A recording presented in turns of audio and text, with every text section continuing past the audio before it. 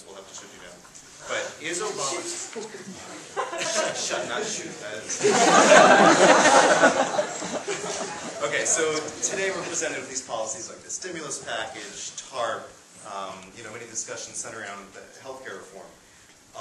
Are the actions that Obama is pursuing, are they moral within the philosophical framework in which you operate? And we'll start with Professor Burns, since Professor Burns had the question. Well, here, that discussion by itself could take 4 or 5 hours, so I'll just go with a real simple one. I'll just go with TARP.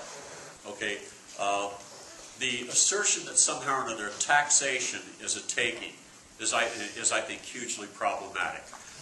David Hume and Adam Smith had it right. What matters is real goods and services and resources. Numbers on paper don't matter terribly.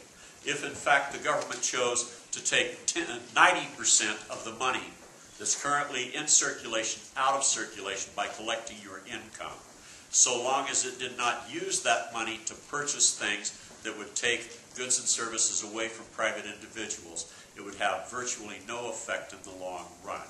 So let's get straight what taxation is. Taxation is government spending. Okay, when the government transfers, boosts the money supply, that by itself is not a taxation and not a taking. Okay. The Fed can only withdraw all the money because of legal tender laws, which place a monopoly on the government to make money.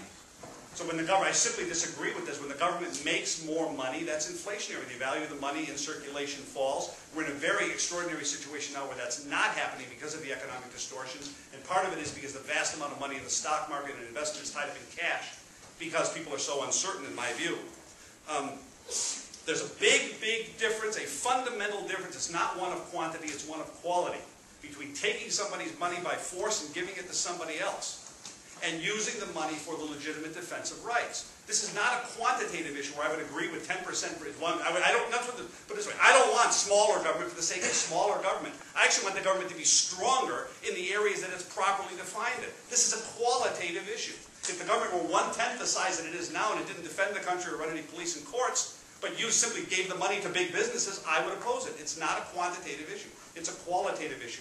I oppose all the TARP for the same reason that I oppose all the government redistribution. There was no basis for this. And if you look more deeply at it, why did some businesses get too big to fail? The biggest ones too big to fail of all are Fannie Mae and Freddie Mac. Remember that the F in both stands for federal. They were federally established. They were given implicit guarantees, and sometimes explicit behind closed doors, that they would never be allowed to fail. This allowed them to take kinds of policies that no free market banker would take, and therefore to grow into the kind of problem that we have today. The whole thing is rooted in coercion. I remind you that that is the initiation of force, not the retaliatory use of force. The retaliatory use of force is an entirely different category than government intervention.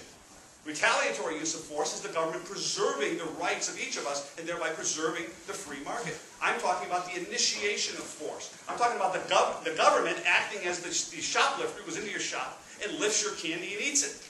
Only what he's really doing is borrowing the money, paying you with a phony IOU, and then eating the candy in front of you and saying it's your moral right to provide it. And I disagree.